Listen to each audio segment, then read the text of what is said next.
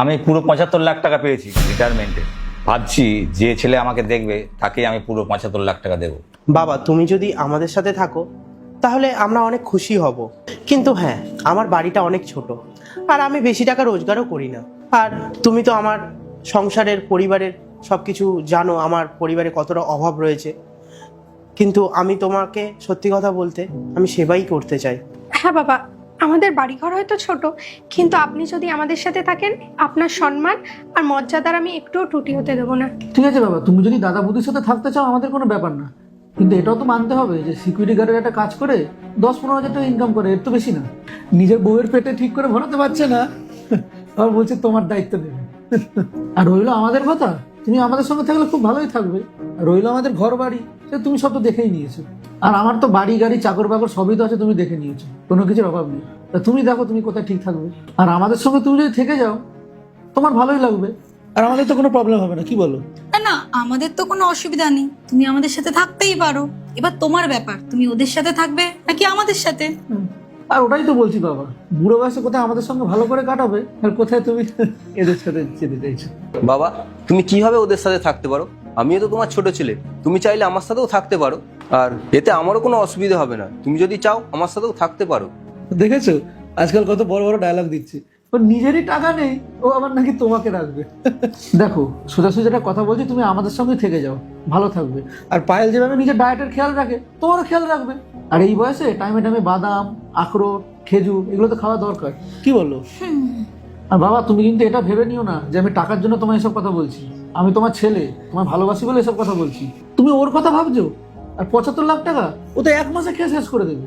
দেখো বাবা, তুমি যদি এদের সাথে থাকতে চাও তো থাকতে পারো, এতে আমার কোনো অসুবিধে নেই। 75 লাখ থেকে যে 25 লাখ টাকা ভাগটা আমার হয় সেটা তুমি আমাকে দিয়ে দাও, আমি চলে যাচ্ছি এখান থেকে। তারপর তোমার মর্জি, তুমি কার সাথে থাকবে আর না থাকবে। তন্ময়, এটা তুই কেমন ধরনের কথা বলছিস? তোর সামনে বাবা বসে রয়েছে আর তুই তোর ভাগের টাকার কথা বলছিস? আর তোর বাবার টাকার উপরে কোনো অধিকার নেই। বাবা সারা জীবন এই টাকাটা অনেক কষ্ট করে, অনেক পরিশ্রম করে এই টাকাগুলো রোজগার করেছে। তোর লজ্জা লাগা দরকার। এই টাকাগুলো বাবা অনেক কষ্ট করে রোজগার করেছে, আর এই টাকাগুলো এমনি তো বাবার সেবার কাজেই তো লাগবে। আর বাবা যার সাথে থাকবে টাকাগুলো বাবা তাকেই দেবে। দেখো দাদা, তুমি চুপ করে থাকো, ওটাই তোমার জন্য ভালো হবে। তুমি তো নিজের জন্যই কিছু করতে পারোনি, আর আজকে আমাদের সাথে ভালো কিছু হতে যাচ্ছে আর তুমি এসছো সেখানে আমাদের সাথে কাঠি করতে। তোমার অভ্যাস আছে ছোটখাটো সিকিউরিটি গার্ডের কাজ করার, কিন্তু আমার একটা স্বপ্ন আছে, আমি চাই ভালো কিছু করার। তাই আমি তোমাকে বলছি তুমি শান্ত হয়ে চুপ করে দাঁড়িয়ে থাকো। চুপ কর তুই। 25 লাখ টাকা দাও, 25 লাখ টাকা দাও দিয়ে বলে যাচ্ছিস। আমি সিদ্ধান্ত নিয়ে ফেলেছি, আমি যার কাছে থাকবো তাকে পুরো 75 লাখ টাকা দেবো। বৌমা পায়েল, আমি সিদ্ধান্ত নিয়েছি আমি কার সাথে থাকবো আর কার সাথে থাকবো না। তুমি এক কাজ করো, তুমি এই পুরো টাকাটাই ধরো, আমি তোমাদের সঙ্গে থাকবো। ঠিক আছে বাবা, তোমার কোনো চিন্তা করার দরকার নেই, এই টাকাটা তোমার বৌমার কাছে রইলো, তোমার যখন যা লাগবে তুমি বৌমার থেকে চেয়ে নেবে। ঠিক আছে দাদা বৌদি, তোমরা তো শুনে নিয়েছো বাবা কি সিদ্ধান্ত নিল, সিদ্ধান্ত হয়ে গেছে, বাবা আমাদের সাথেই থাকবে। আর দাদা তোমরা যদি চা খেতে চাও তাহলে আমি চাকরকে বলে দিচ্ছি, চা পাঠিয়ে দিচ্ছে, চা খেয়ে নাও। না না ক্রিস, আমরা চা খাবো না, আমাদের অনেক লেট হয়ে যাচ্ছে, আমার নাইটে শিফট রয়েছে, আমাদেরকে যেতে হবে। ঠিক আছে, সিদ্ধান্ত নেওয়া হয়ে গেছে, তাহলে এখন আমি যাই রেস্ট করতে। ঠিক আছে বাবা, তুমি তাহলে রুমে যাও, আমি চাকরকে বলে দিচ্ছি তোমার চা পাঠিয়ে দিচ্ছি।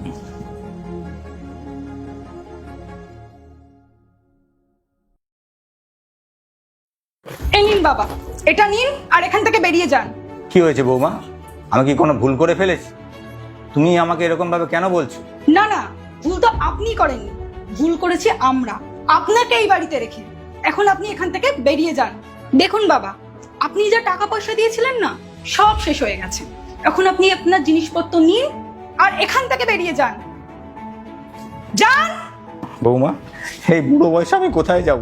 আমার সারা জীবনের রোজগারে 75 লাখ টাকা আমি তোমাকে দিয়ে দিয়েছি। 75 লাখ টাকা দিয়েছেন? আরে এই টাকা এখন কি হয়? বৌমা, যদি তোমার এতই অসুবিধা হয় তুমি এই কথাটা আমাকে আগে বলে দাওনি কেন? তা তুমি যদি আগে বলে দিতে তাহলে আমি অন্য কোনো ছেলের সঙ্গে থেকে যেতাম। বাবা, কানের দ্বারা না এত ভজভজ করবেন না।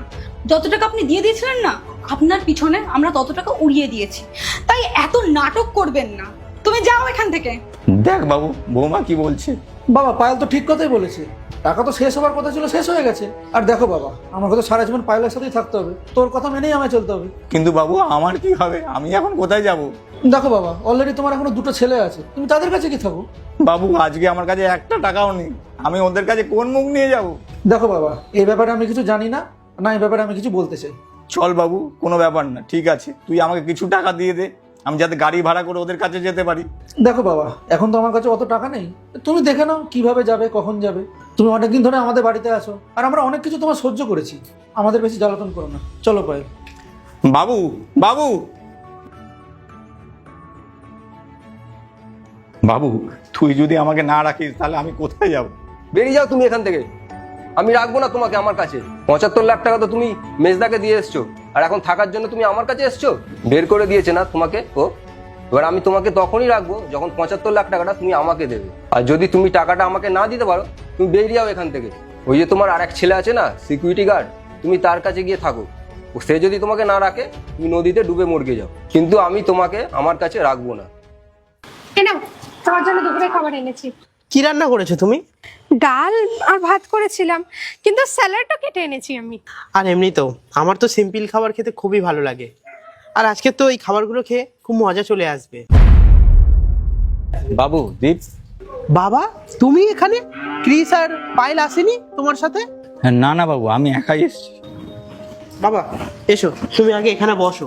না রে বাবু, আমি তো ওখানে বসতে আসিনি, আমি তোর সঙ্গে একটা কথা বলতে এসেছি। আরে বাবা, তুমি আগে বসো তো, এখানে বসো বসো। আচ্ছা বাবা, তুমি একটা কথা বলো, পায়েল আর ক্রিস তোমাকে খুব ভালোভাবে দেখাশোনা করে তো? মানে তোমার খুব সেবা করে তো? আরে আমিও পাগলের মতন কি উল্টোপাল্টা কথা জিজ্ঞাসা করে যাচ্ছি।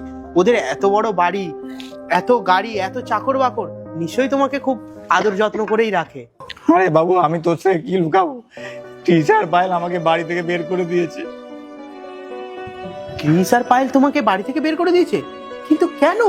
আমাকে বললো যে তোমাকে যতদিন রাখার আমি রেখে দিয়েছি, আর রাখতে পারবো না।